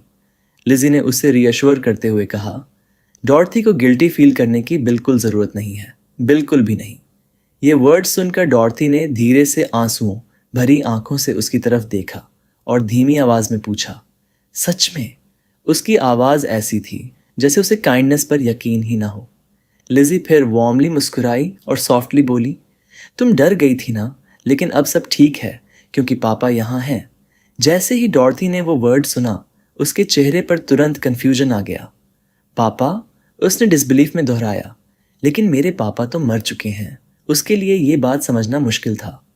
उसका असली पिता अब इस दुनिया में नहीं था, इसलिए अचानक किसी को पापा कहना उसके लिए बेहद कंफ्यूजिंग था। तब लिजी ने धीरे से पूछा, डॉर्सी, क्या तुम्हें नहीं पता एमसी कौन है? डॉर्सी ने कंफ्यूजन में उसका नाम दोहराया और बोली, एमसी लिजी का हस्बैंड, मैं इतना जानती हूँ। लिजी मुस्कुराई और सिर हिलाते हुए बोली, एग्जैक्टली, एमसी मेरा हस्बैंड है, तो इसका मतलब वो डॉर्थी के पापा भी हुए। ये सुनते ही डॉर्थी की आंखें चौड़ी हो गईं। पापा, उसने इस बार धीरे से कहा, जैसे वह उस शब्द का मतलब समझने की कोशिश कर रही हो। इसके बाद लिजी ने प्यार से समझाते हुए कहा, मैं डॉर्थी की स्टेप मदर हूँ। डॉर्थी ने धीरे से सिर हिलाया। इसे देखकर लिजी मुस्कुराई और बोली, तो जब डॉर्थी मेरी बेटी है तो एमसी उसके पापा भी हुए। डॉर्थी को अपनी ईयर्स पर विश्वास ही नहीं हो रहा था। उसने धीरे से अपना सिर घुमाया और बाहर खड़े एमसी की तरफ देखने लगी। उसे ब्लैंक एक्सप्रेशन के साथ देखते हुए वह डिसबिलीफ में फुसफुसाई, वो मेरे पापा हैं। लिजी ने तुरंत कॉन्फिडेंस के साथ जवाब दिया, हाँ, लेकिन एमसी तुम्हारे पुराने पिता जैसे नहीं हैं। वो हमें मारते नहीं, वो हमें प्रोटेक्ट करते हैं। उसके वर्ड्स में ऐसी वार्मथ थी जो डॉर्थी ने शायद अपनी जिंदगी में पहली बार महसूस की थी। पहली बार उसके लिए पापा शब्द डरावना नहीं लगा। डॉर्थी फिर से एमसी की तरफ देखने लगी। वह अभी भी सब कुछ समझने की कोशिश कर रही थी। आखिरकार कांपती हुई इनोसेंट आवाज में उसने पूछा, तो एमसी ने उन स्केरी लोगों को इतनी बुरी तरह इसलिए मारा क्योंकि वो डॉर्थी के पापा हैं, क्योंकि मैंने उनसे मदद मांगी थी। वह खुद ही डिसबिलीफ में उन वर्ड्स को दोहराने लगी। इसके बाद उसने धीरे से खिड़की के बाहर खड़े एमसी की तरफ देखा। उसके दिल के अंदर एक अजीब सी वार्मथ भरने लगी। ऐसा एहसास जो उसने पहले कभी महसूस नहीं किया था। फिर लगभग अनकॉन्शियसली वह धीरे धीरे एक्साइटेड आवाज में बार बार एक ही वर्ड बोलने लगी, पापा पापा। उसके दिमाग में काउंटलेस थॉट्स एक साथ उमड़ने लगे। इतना बड़ा चेहरा, इतना बड़ा शरीर, इतने बड़े हाथ पैर वाले इंसान मेरे पापा हैं। एक सुपर स्ट्रॉन्ग और अमेजिंग पापा जो डोरथी और लेजी को प्रोटेक्ट करते हैं।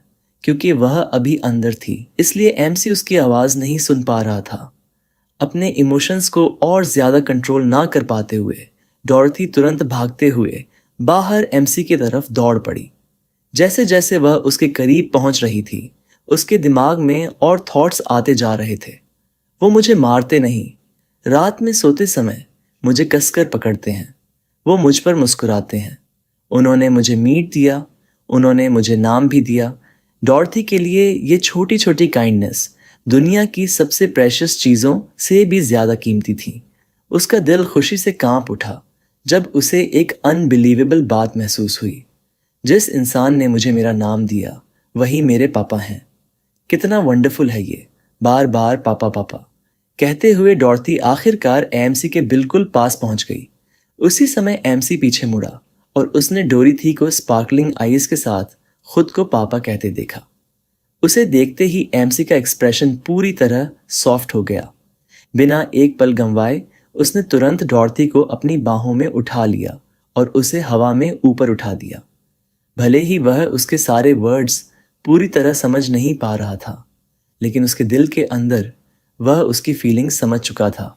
अपने मन में एमसी ने क्वाइटली सोचा, डोरी बार बार ऐसे वर्ड्स बोल रही है जो मैं नहीं जानता, लेकिन पता नहीं क्यों मुझे लगता है कि मैं उनका मतलब समझता हूँ। उसने प्यार से उसके सिर पर हाथ फेरा, लेकिन कुछ मोमेंट्स बाद अचानक उसका एक्सप्रेशन थोड़ा बदल गया। ये कैसी स्मेल है? उसने एक सेकंड सोचा और फिर तुरंत ट्रूथ समझ गया। डॉर्थी ने खुद पर पी कर दिया। ये नोटिस करने के बाद भी एमसी हेल्पलेस स्माइल किए बिना नहीं रह पाया। डोरीथी इतनी इनोसेंट और खुश दिख रही थी कि उसे इस बारे में सोचकर भी बुरा लग रहा था। लेकिन अगले ही पल उसने खुद को रिमाइंड किया, मुझे इसके कपड़े तुरंत बदलने होंगे, नहीं तो इसे ठंड लग जाएगी। उसी समय लिजी भी बाहर भागते हुए आ गई। जैसे ही वह उनके पास पहुंची, एमसी ने नेचुरली उसे भी अपने एम्ब्रेस में खींच लिया और दोनों को एक साथ अपनी बड़ी बाहों में पकड़ लिया। वो वार्म मोमेंट पहली बार सच में एक रियल फैमिली जैसा लग रहा था। लेकिन तभी डॉर्थी की नज़र अचानक पीछे गई और उसने एक्साइटमेंट में जोर से कहा, मीट। उसकी आंखें चमक उठीं। बिना एक सेकंड वेस्ट किए वह तुरंत उसकी तरफ भागी। उसकी अचानक रिएक्शन देखकर एमसी और लिजी दोनों कंफ्यूज्ड हो गए।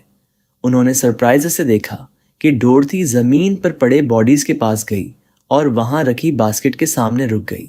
इतनी छोटी होने के बावजूद उसने तुरंत उस हैवी बास्केट को उठाने की कोशिश शुरू कर दी। नेचुरली वो बास्केट उसके लिए बहुत भारी थी और शुरुआत में तो वो हिल्ली तक नहीं, लेकिन इसके बावजूद डोरीथी ने हार नहीं मानी। दांत भींचकर वह अपनी पूरी ताकत लगाती रही। उसे इतनी सीरियसली स्ट्रगल करते देख एमसी और लिजी दोनों उसकी मदद करने आगे बढ़े, लेकिन उनके पहुंचने से पहले ही डोरीथी धीरे धीरे खुद से बास्केट उठाने लगी। ये अनबिलीवेबल सीन देखकर एमसी शॉक में उसे देखने लगा। फिर अपने मन में डिसबिलीफ के साथ बोला, इनक्रेडिबल। मीट के लिए इसका ऑब्सेशन सच में टेरिफाइंग है। डॉर्थी को इतनी डेस्परेटली स्ट्रगल करते देख एमसी तुरंत उसकी मदद करने पहुंचा। जैसे ही डॉर्थी ने पीछे मुड़कर अपने पापा को देखा, उसकी आंखें फिर से एक्साइटमेंट से चमक उठी। एमसी ने आसानी से बास्केट पकड़ लिया और उसके साथ मिलकर उसे उठा लिया। सिर्फ मीट से भरी एक कंटेनर उठाने पर बच्चे की आंखों में अपने लिए इतनी एडमिरेशन देखकर एमसी अंदर ही अंदर अम्यूज्ड महसूस करने लगा। अपने मन में उसने क्वाइटली सोचा, सिर्फ एक बास्केट मीट उठाने पर किसी बच्चे से ऐसा लुक मिलना, हीरो बनना सरप्राइजिंगली आसान है। उसी समय दूसरी तरफ से लिजी ने आवाज़ लगाई, मीट अंदर ले आओ और डॉर्थी को भी अंदर ले जाओ, बाहर डेंजरस है। उसकी बात सुनकर एमसी ने काल्मली सिर हिलाया। कुछ देर बाद हम देखते हैं कि तीनों साथ में मीट लेकर वापस कमरे के अंदर जा रहे थे। अंदर का माहौल बाहर के टेरिफाइंग कैओस के मुकाबले काफ़ी ज़्यादा वार्म और सेफ महसूस हो रहा था। सब कुछ संभालने के बाद आखिरकार एमसी अकेला फिर बाहर निकला, लेकिन जैसे ही वह बाहर पहुंचा, उसके चेहरे की सारी वार्मथ गायब हो गई और उसकी जगह डीप एंगर ने ले ली। उसका उन तीनों आदमियों को छोड़ने का बिल्कुल भी इरादा नहीं था। उसके मन में साफ था कि वह उन्हें ख़त्म कर देना चाहता है ताकि वो दोबारा कभी उसके फैमिली के लिए ख़तरा ना बन सके। लेकिन इससे पहले कि वह अपने वायलेंट थॉट्स पर एक्ट करता, बूढ़ा आदमी अचानक उसके सामने आ गया और फॉर्मली बोला, अब और लोगों को मारना या पीटना मत। ये वर्ड सुनते ही एमसी ने उसकी तरफ देखा और कोल्ड आवाज़ में कहा, तुम मुझे इन्हें मारने से रोक रहे हो। ये कहते हुए भी वह अंदर ही अंदर डीपली सोचने लगा, सही कह रहा है, अगर मैं पकड़ा गया या फिर से स्लेव बना दिया गया तो प्रॉब्लम हो जाएगी। सिर्फ इस थॉट ने उसे थोड़ा काम होने पर मजबूर कर दिया। अब वह सिर्फ अपने लिए नहीं जी रहा था, अब चीज़ें बदल चुकी थीं। एमसी ने गुस्से से ज़मीन पर पड़े उन आदमियों को घूरा और दांत भींचकर बोला, तुम कमीने। लेकिन उसके मन के अंदर थॉट्स और भी डार्क हो चुके थे, क्योंकि अब मैं अकेला नहीं हूँ, इसलिए अभी तुम्हें छोड़ रहा हूँ, लेकिन मैं तुम्हारे चेहरे याद रखूँगा। अगर दोबारा रास्ते टकराए तो तुम्हें मौत से भी बदतर अंजाम मिलेगा। उसकी किलिंग इंटेंट बिल्कुल ख़त्म नहीं हुई थी, वह बस उसे अभी फोर्सफुली दबा रहा था। खुद को थोड़ा शांत करने के बाद एमसी की नज़र बाहर बिखरे हुए सप्लाईज पर पड़ी। उसने सोचा, कम से कम ये सामान तो ले लेना चाहिए। पहाड़ों में जहाँ खुद सरवाइव करना पड़ता है, वहाँ ये चीज़ें बेहद ज़रूरी होती हैं। माउंटेन्स में सर्वाइवल पूरी तरह रिसोर्सेज पर डिपेंड करता था। यूज़फुल सप्लाईज को वेस्ट करना आगे चलकर उनके लिए बड़ी मुश्किल बन सकता था। उसी समय एमसी ने डोरवे से अंदर की तरफ देखा। वहाँ लिजी और डॉर्थी साथ बैठे जेन्युइनली खुश और सेफ दिख रहे थे। उन्हें देखते ही उसके चेहरे का एक्सप्रेशन फिर से सॉफ्ट हो गया। कुछ पलों के लिए उसके अंदर का सारा रेज शांत पड़ गया। बिना कुछ बोले उसने बाहर पड़े बाकी सप्लाईज उठाए और उन्हें अंदर ले जाने लगा। जैसे ही वह उस कमरे की तरफ वापस बढ़ा जहां उसकी वाइफ और डॉटर उसका इंतज़ार कर रही थी, उसके दिल के अंदर एक पावरफुल थॉट गूंज उठा, एक बार फैमिली खोना ही काफ़ी था। उसकी आंखों में डिटर्मिनेशन और मजबूत हो गया। अब चाहे कुछ भी हो जाए, कम से कम मैं इन्हें ज़रूर प्रोटेक्ट करूँगा।